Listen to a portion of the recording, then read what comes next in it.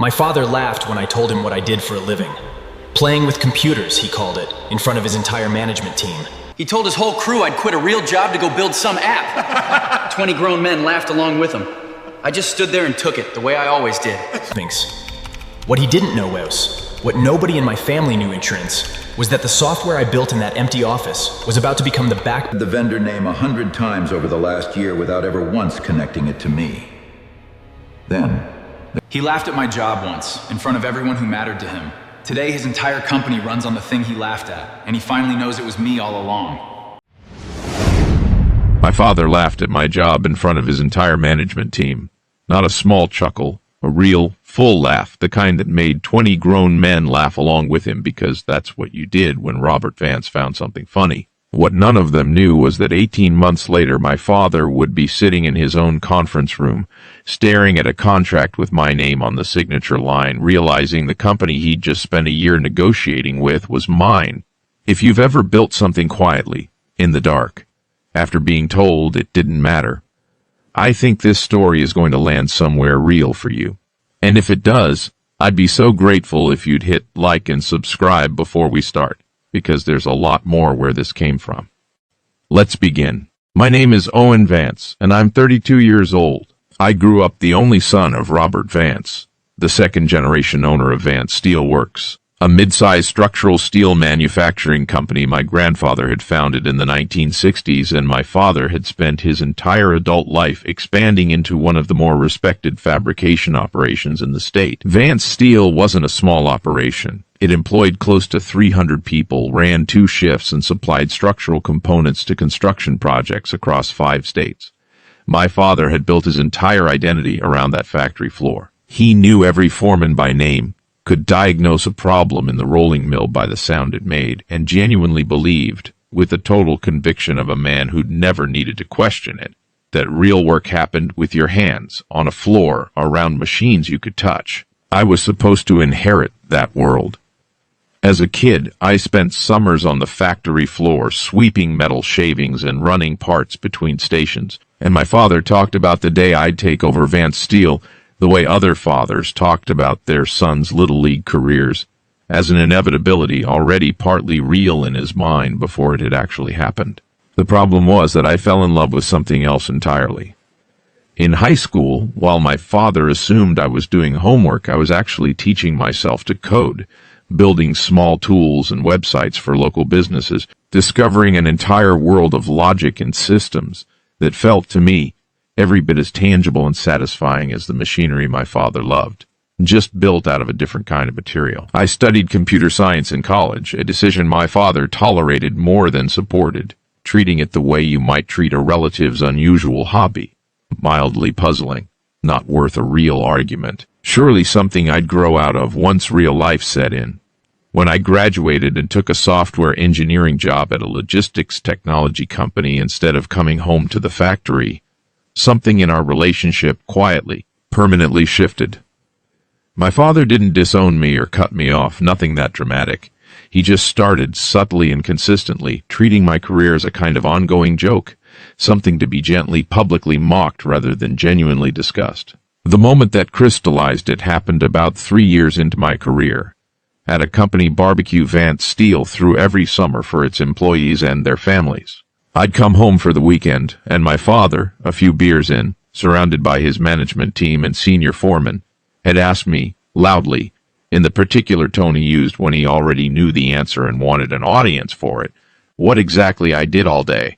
I explained as simply as I could that I built back-end systems for supply chain software, the kind of infrastructure that helped companies track shipments and inventory across complex networks. My father looked at me for a beat, then turned to his crew and said, "So basically, my son plays with computers for a living," and laughed. And the whole group laughed with him. Not cruelly exactly, just the easy, reflexive laughter of men agreeing with their boss. I laughed too, the practiced kind of laugh I'd perfected over years of these exact moments, and let the conversation move on to something else. I want to be fair to my father here because I think it's important. Even in a story like this, he wasn't trying to destroy me. He genuinely, sincerely didn't understand what I did, and in the particular blue-collar culture he'd built his life inside, Not understanding something was often expressed as mockery rather than curiosity.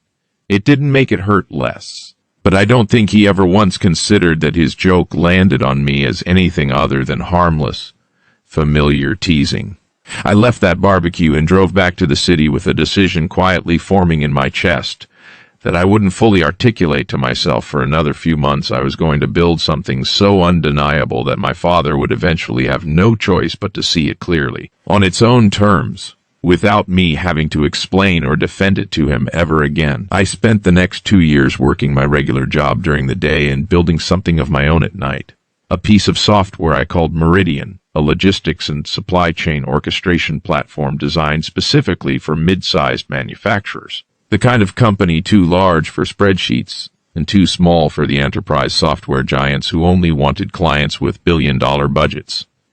I built it because I understood that world intimately, from a childhood spent on a factory floor watching my father's operation lose small fortunes every year, to inefficient scheduling, poor visibility into supplier delays, and disconnected systems that didn't talk to each other. I built Meridian, in a real sense, as an argument with my father's entire industry, even though I never once told him that's what I was doing. I left my stable engineering job at 28, against the quiet, worried advice of almost everyone in my life except my closest friend from college, and started Meridian full-time out of a tiny shared office space with 2 folding tables and a rented server rack.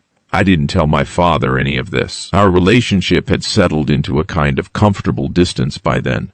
Quarterly phone calls, occasional holidays, a friendly but shallow correspondence that never dug into what either of us actually did with our days.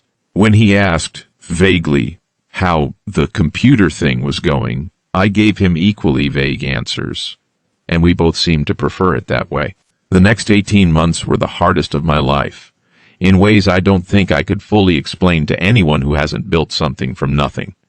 I maxed out savings, slept most nights on a couch in the office, lost 2 early hires I couldn't afford to keep paying, and rebuilt Meridian's core architecture completely twice after early versions failed to scale the way I needed them to. What kept me going, more than anything else, wasn't spite, even though I'd be lying if I said my father's laughter at that barbecue didn't cross my mind during some of the darkest 3 a.m. debugging sessions. What kept me going was that I genuinely believed, more with each passing month, that I understood a problem in the manufacturing supply chain that almost nobody in the software world understood as deeply as I did, precisely because I'd grown up inside it. Meridian found its footing slowly, then, suddenly, the way these things sometimes do. A mid-sized aerospace parts manufacturer in Ohio became our first serious client, and their operational efficiency gains were significant enough that word started spreading through a tight-knit industry network of manufacturing executives who all seemed to know each other. By the time I was 30, Meridian had grown to 11 employees, 43 clients, and enough revenue that I'd finally stopped sleeping on the office couch. I still hadn't told my father any real details about what the company had become. Some part of me, I think, was protecting myself from the possibility that even real, measurable success wouldn't be enough to change how he saw me. That I might build something extraordinary and still watch him find a way to make it small. The contract that changed everything began from my side as an entirely ordinary sales process. Our enterprise sales lead, a sharp, tireless woman named Priya, had been working for nearly a year to close a deal with a structural steel manufacturer that had come through an industry referral, a mid-sized fabrication company with close to 300 employees, looking to modernize a badly outdated inventory and shipment tracking system that was costing them real money in missed delivery windows and supplier miscommunication. Priya ran point on almost the entire sales cycle herself, as she did with most of our larger enterprise deals. By the time these deals reached the contract stage, my involvement was usually limited to a final signature and, occasionally, an introductory call with a prospective client's leadership team, which I hadn't needed to do in this particular case, since Priya had closed it entirely through their VP of operations without me ever joining a single meeting.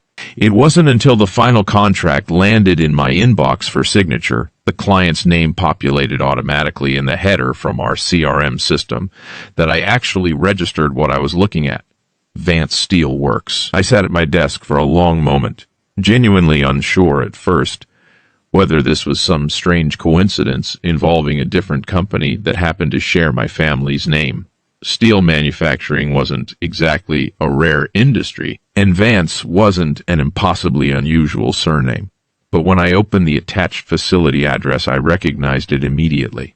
It was my father's building, the same loading dock I used to run parts across as a kid. My own company, built specifically out of frustration with the inefficiencies I'd watched cripple that exact factory floor for 20 years, had somehow, through an entirely independent sales process I'd had no hand in, ended up as the winning vendor to modernize my father's entire operation. I called Priya immediately and asked her, as calmly as I could manage, to walk me through exactly how the deal had come together, and whether anyone on the client side had any idea who owned the company they were about to sign with. She explained that the entire relationship had been built with their VP of operations, a relatively new hire my father had brought on 18 months earlier, specifically to modernize their systems, and that, as far as she knew, my father himself had been only peripherally involved in the vendor selection process, trusting his VP's recommendation and reviewing the final contract mostly for the numbers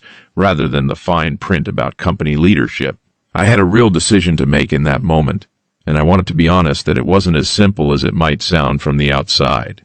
Part of me wanted to quietly, privately reach out to my father before the contract went further, to have the conversation on my own terms, away from an audience, softening whatever reaction might come. But a larger part of me, the part that had spent 3 years absorbing that barbecue laugh without ever getting to respond to it honestly, wanted him to encounter the truth exactly the way it had actually happened, organically, undeniably, without me managing his reaction or cushioning the moment for him. I decided, ultimately, to let the deal proceed through its normal signing process.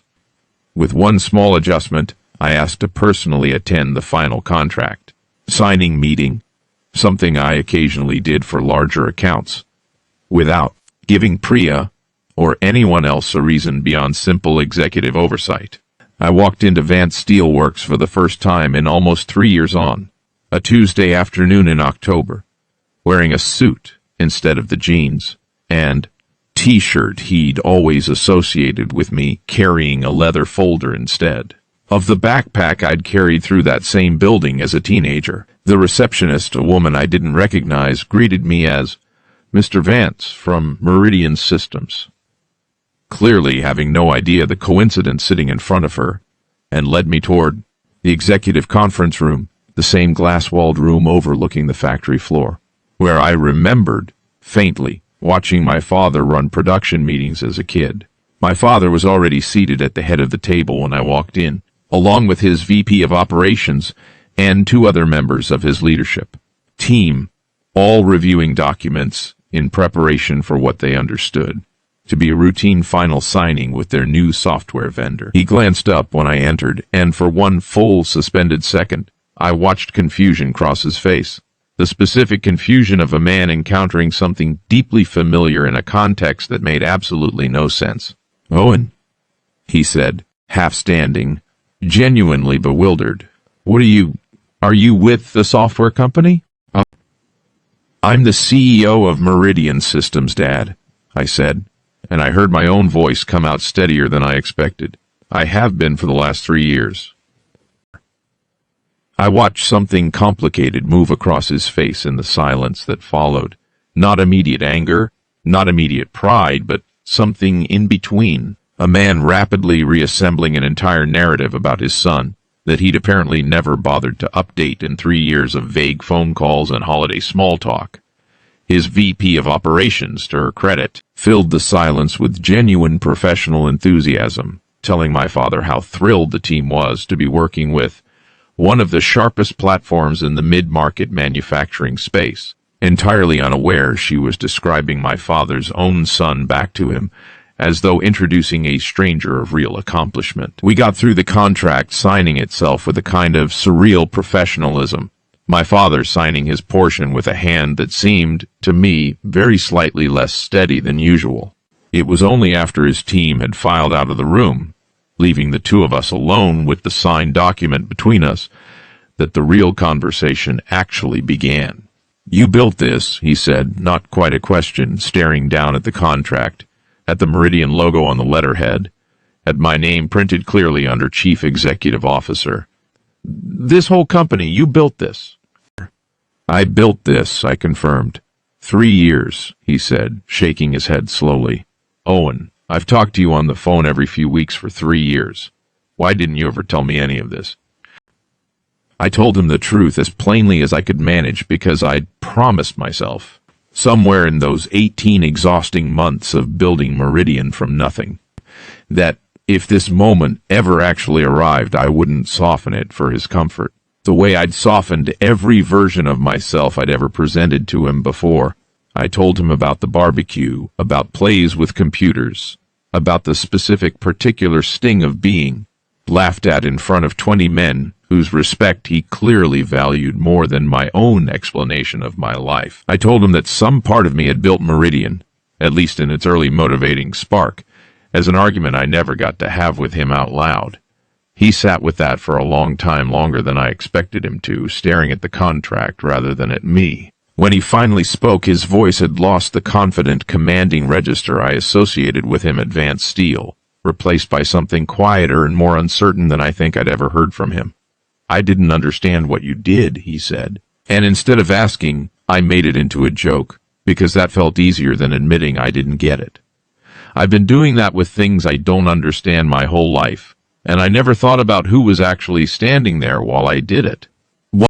I won't pretend that one conversation in that glass conference room resolved 20 years of a relationship built on my father's narrow definition of what real work looked like. It didn't, and I think it's important to be honest about that. But it was a genuine beginning. The first time in my adult life my father had actually asked me real, curious questions about what I'd built, how Meridian's architecture worked, how I'd found my first clients, what the hardest parts of those 18 months on the office couch had actually felt like, he asked. And for the first time, I let myself answer completely, without the practiced minimizing shorthand I'd used on him for years.